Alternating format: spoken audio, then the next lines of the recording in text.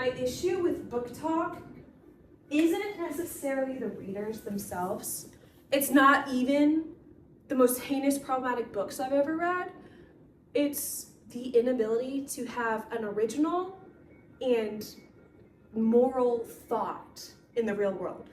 Like, have you stepped foot outside before, or are you terminally online? That's literally what book talk feels like now. If you're new here, I film whenever I want, whenever I want, clearly, if you can see the dates on my videos. And also, if you're not new here, you will know that I don't have my mini microphone with me, and that's because I don't need it, because we got a new phone. Don't I look fantastic here? It's also the lighting. Recently, some precarious situations have been unfolding on book talk, and I'm most definitely talking about the dark romance section, where that one guy who's being prosecuted right now and everybody's like sexualizing him. Okay, yeah, no, that's disgusting. I just feel like I have to address that. Read whatever you want, however you want, whenever you want. But you need to understand that there is this divide between real life and fiction. Fiction can be messy, and it can be gross, and it can be weird, but that's only because it's a reflection of the human condition. Whenever you start crossing the boundary into reality, that's whenever you're fucked in the head. That's whenever you are disgusting and should get off the internet for a little while. Step outside. Feel the sun on your skin, not your Kindle light or your book light. The sun, you need it. So on my channel, you'll know that I've read one book that is considered dark romance, perhaps the poster child of dark romance right now. Okay, and that's the only one that I've read. Probably the only one I will read. It depends. Maybe I'm not promising anything because I change my mind quickly. But so I'm not all holy and pure over here judging stuff. Like, I'm part of you guys, but I'm like not. You know what I'm saying? Because I'm not psychotic. Just needed to set that little boundary between us. With that being said, I'm going to talk today about why Tamlin and Nesta are the two best characters in acotar. And I swear to God, if I see someone else pulling out 12-year-old insults on them, grown women, I'm gonna have a mental breakdown. Fiction isn't supposed to be perfect. Characters aren't supposed to be holy, precious hero saints. Okay? Like I said, fiction is the reflection of the human condition, and we are fucked. If you didn't know that. I've seen so many people call Tamlin tampon or make fun of him or think that he's the most dramatic. I do understand where his nickname came from, because whenever you try to write Tamlin, like the name Tamlin, into your phone auto-corrects it to tampon, and I know that's where that came from. But I can't tell if we're 24-year-old women or 12-year-olds in middle school. Okay? It's getting on my nerves. A huge issue that I have with book talk is that none of you understand that there is an appropriate way of how to read books. You don't just pick up a book and start reading it. You have to know who the audience is, and you have to know the background, and you have to know how you're supposed to read it, especially when it comes to fantasy. Fantasy is a whole nother world. It's a whole nother ballgame. So if you can't properly digest a dark romance, like the contemporary romance with a New York best-selling author, if you can't digest those properly first, how the hell are you gonna do fantasy? Fantasy books sometimes bypass our own moral compass as humans because they aren't human. A huge reason I've seen people complain about hating acotars because they call them males and females, and that's, you're putting your own connotation on it, okay? The whole males and females thing is literally just saying like man or woman, girl or boy or something. It's because they're not human. They don't have those connotations. They're literally fae. Like, it's not. So if you complain about something like that, then I don't understand how you think that you get an opinion on the rest of the series, because you clearly don't know how to read fantasy to begin with. So that's just an example of the issues that I'm going to be talking about, specifically with Tamlin and then Nesta. I already have a video on me yapping about Nesta, but that was mainly after I read Silver Flames, and it was my whole reaction to that as well. And I also just needed to release some pent-up emotional turmoil that I felt while reading that. With Tamlin, I love him. And I don't know if it's because I see potential in him and I see people wanting to throw him into the ninth ring of hell at this point, okay? And so my love for him is a little bit stronger than it would naturally be, just because I've seen how much hate he undeservedly gets. People complain about Tamlin all the time, saying that he is abusive, manipulative, selfish, narcissistic, hateful, like everything, every red flag that a man can have in a relationship, he has. And I am absolutely not excusing anything he's done. I'm not saying that mental illness or issues internally are excuses for bad behavior, but what I am saying is that it gives reason as to why it happens. And that reason doesn't justify a person, but it's like an open door. All of you guys are slamming doors in Tamlin's face, and it's pissing me off, because do you not want redemption? Do you not wish for people to grow? Do you not wish, like, if Tamlin is such an evil person, and if this evil king was like Baron or whatever, wait, who's Baron? If Baron, the evil High Lord of the Autumn Court, I think, if all these people are so evil, why do you not want to see them be redeemed in the end? Why do you not want them to be like, oh my gosh, I am such a bad person, oh my gosh, I've done all these things. Here, let me shift the narrative of it. If someone hurts you in your life, how could you not want them to come to their senses? If you really loved them, and if you really wanted to be with them, and if you really valued them as a human, and they have the potential of redemption, of proving themselves wrong, or becoming a better person, because it doesn't happen overnight, why wouldn't you want that?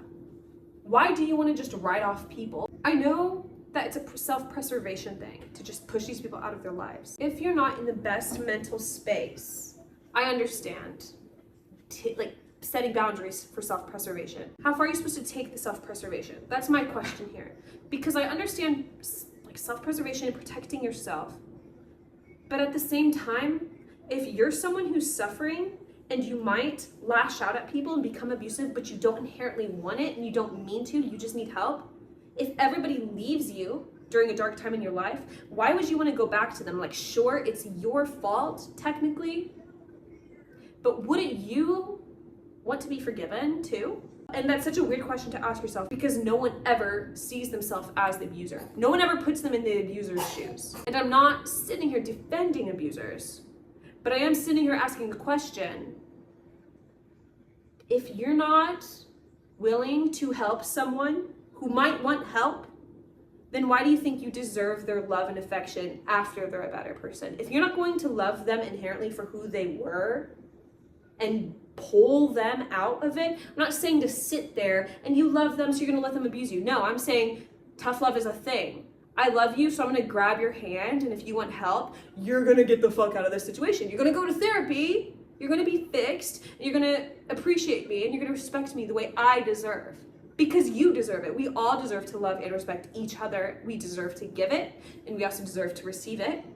So if I love someone, why would I not want to pull them out? Why would I not want to help them? Why would I not want to forgive them if they put in the effort? If they want it, if they put in the effort, and if they come out a different person, why would I not? Like, why would I not want that type of redemption? And I think that a lot of people are either too scared of it, don't trust the other person. I compare this a lot to internalized self-healing, I think, because for me, for the longest time, I would sit and fester in my own self-hate, self-sabotage, and sadness, where I would push other people away. And I never wanted to change, because subconsciously I realized, like, if I did change, that would mean that nobody loved this version of me. So in a way, that self-hate and that self-sabotage kind of translates to deep self-love, because that if I'm going to constantly self-sabotage myself, or I'm going to constantly be gross and all these things I don't like, then it's because I'm not willing to change yet, because subconsciously I think that I deserve to be loved at this point, and I'm not. So I'm sitting here waiting and self-sabotaging myself from becoming a better person. That's one reason as to why we can hate ourselves or self-sabotage. And I'm kind of projecting. I'm not saying this I'm just saying this in general. This could be a reason. And I see it a lot in Tamlin. The reason why I see it in Tamlin is because he has done things. He's yelled at Farah, he's locked her up. But what happens immediately after those visceral reactions? Those immediate visceral reactions, he steps back and he's like, shit, He's like, oh my gosh, I didn't mean it. And you see that he has had an extremely disgusting, toxic relationship with his father, and it's the only authority mentor figure in his life. And he did so many disgusting things. How do you expect him to become a healthy person on his own? Because everybody left him. How do you expect Tamlin to be so fucking perfect if everybody in his life abused him, was the perfect image of an evil, disgusting, filthy leader, or they left him? How do you expect Tamlin to get himself out of it? He needs someone.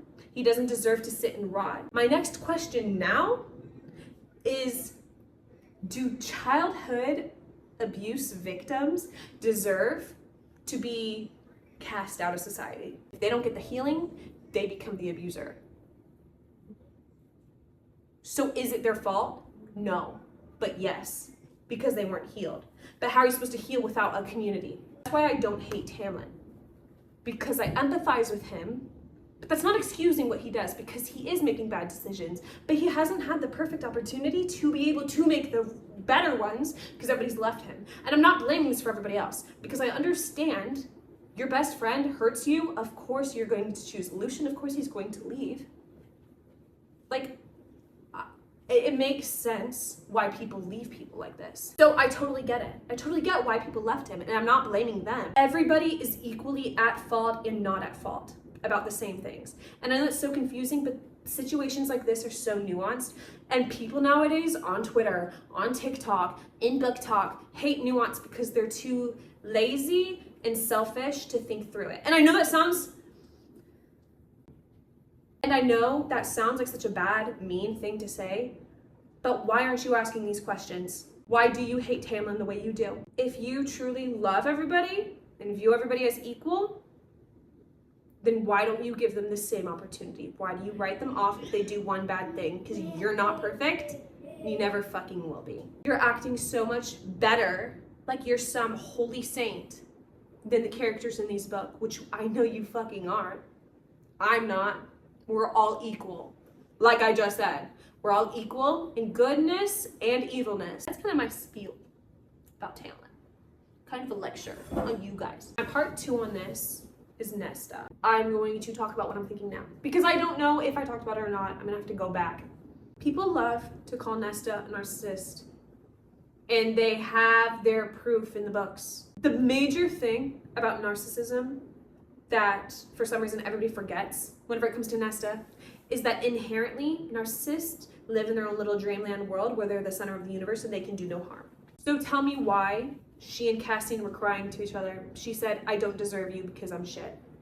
And that isn't like a climax of the story. It's not an excuse of her bad behavior, you know, but it is proof that she's not a narcissist. And I think that I just really needed to say that because I've seen all this bullshit on TikTok of people just bashing her because she's so narcissistic and she's so selfish and everything she does is for her.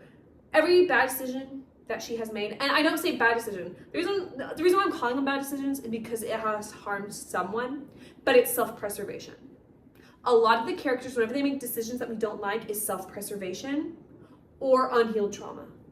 And if you don't like those, then this isn't the book for you, and life just isn't for you, I guess, because we are all flawed. We're all flawed characters in life. We all have ran to self-preservation things, like leaving someone in the dust isn't good. However, I understand it as a self-preservation tactic. We've all done stuff like that. And so it doesn't make us evil. I didn't mean this video to get so philosophical or existential, but a lot of the characters are complex in acotar. People like to bash Sarah J. Maas for writing silly little fairy books. These characters are pretty complex, and if you know how to read, and if you know the psychology behind a lot of these characters and know how to pick it out, you'll be able to see that. And I really wish that people were more intentional about the way that they read.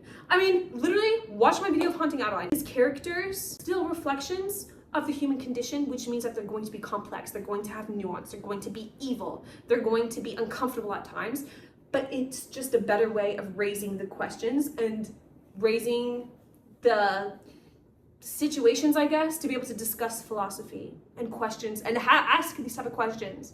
Is it bad to leave someone if they're hurt for self-preservation? do we all actually treat each other with the love and respect? And I know it's so hilarious that I can get all of this from a stupid fantasy fairy book. I get it.